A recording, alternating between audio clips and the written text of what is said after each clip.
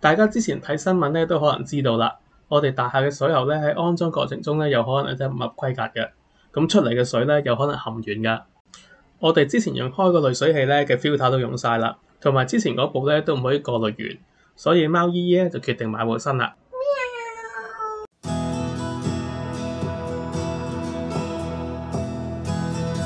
大家好，我係老鼠叔叔。咁我哋咧揀咗30呢部 Kinsu 嘅套裝，大約900蚊咧就有一部機同埋2個 filter。咁我哋而家睇下個包裝寫啲乜嘢啦。Made in Japan， 日本製造嘅。部機嘅型號叫 EF203。呢度咧有啲簡單嘅安裝指示。呢隻 model 咧有個 LCD 可以顯示用水量嘅，同埋有3種出水嘅方法，可以選擇咧用唔用過濾嘅水。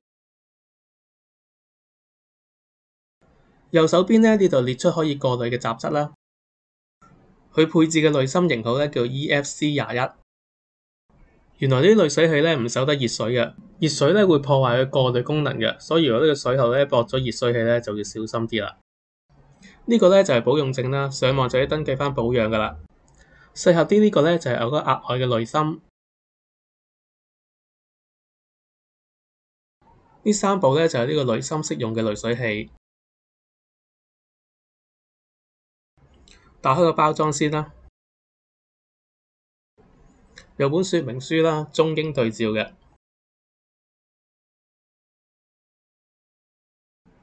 呢個咧就係跟機嗰個濾芯啦，上面有張貼紙俾可以寫更換日期。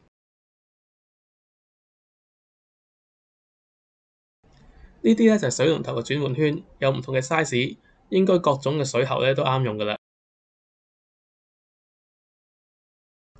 呢個就係濾水器嘅本體啦，上面有粒電池，係俾個 LCD 顯示器用嘅。你跟翻電池蓋上面嘅指示，用個銀仔逆時針咁扭開個蓋，將粒電池咧塞翻落個蓋個虛位嗰度，放翻個蓋上機身，跟住再用翻銀仔咧扭翻實個蓋就 OK 噶啦。之後如果你換新嘅濾芯咧，你都要做翻同樣嘅步驟，去 reset 個水量讀數。呢個咧就係我哋之前用嘅飛利浦濾水器啊，佢都係有3種出水嘅模式，未過濾嘅花灑同埋水柱啊，同埋經過過濾嘅花灑。向後扭咧就可以將個 filter 扭出嚟噶啦。打開上面個蓋咧，你就可以睇到個濾芯咧用到咩程度。你可以對翻個蓋上面嘅色板啊，睇下需唔需要更換個濾芯。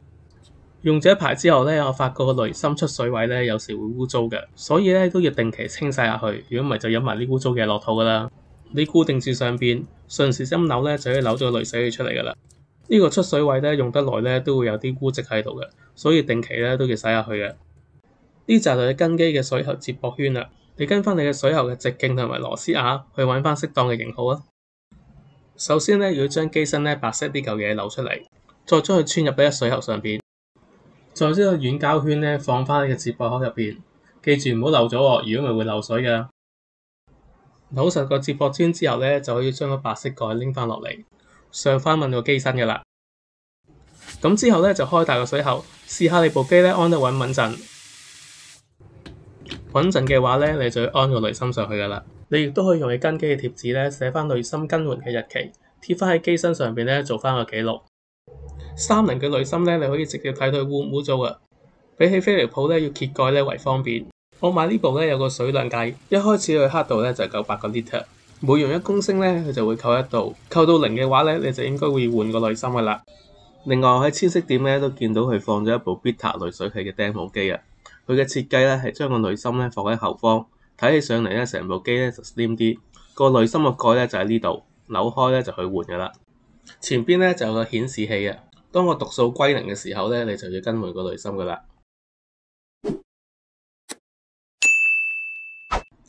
Kinsu 同 Beta 咧都係5重過濾嘅，可以過濾水溶性嘅鉛。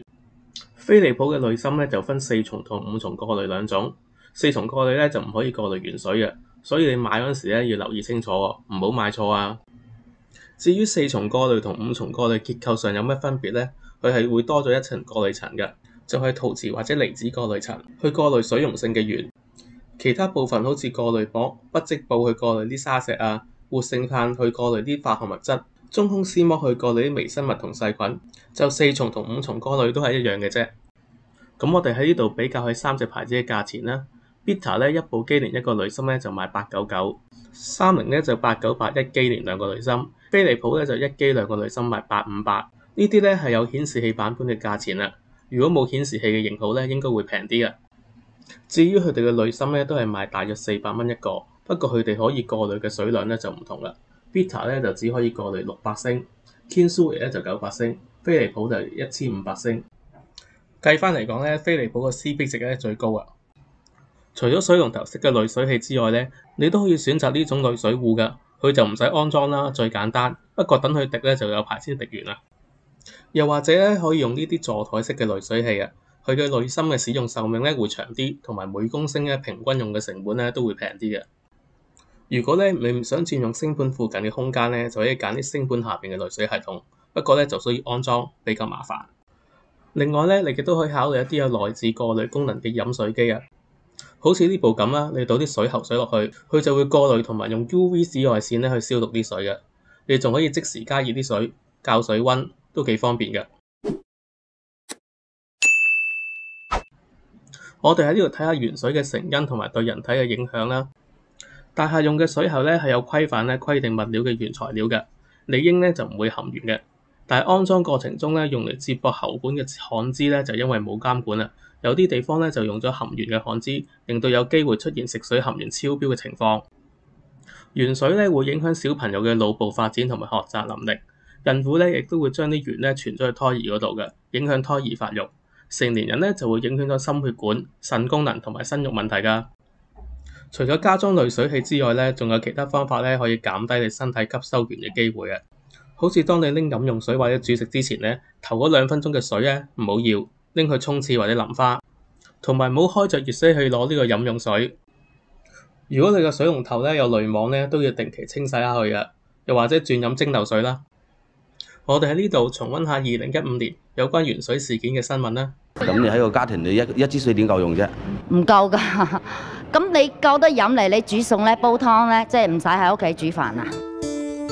今次啟晴邨食水含鉛量超標嘅事件係喺7月5號率先由民主黨揭發，但房署同日出聲明否認，話抽驗嘅食水樣本全部合乎世衛標準。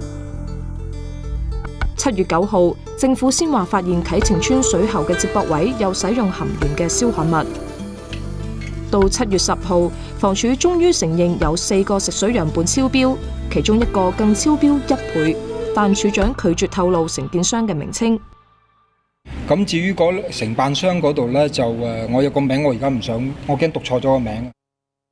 政府冇主動公開工程嘅總承建商係中國建築工程公司。發現到呢個持牌水喉匠呢，反而第2日罕有咁開名，負責有問題水管工程嘅水喉匠係林德森。今日條片就去到呢度，希望大家留言、點讚、分享同埋訂閱啦，拜拜。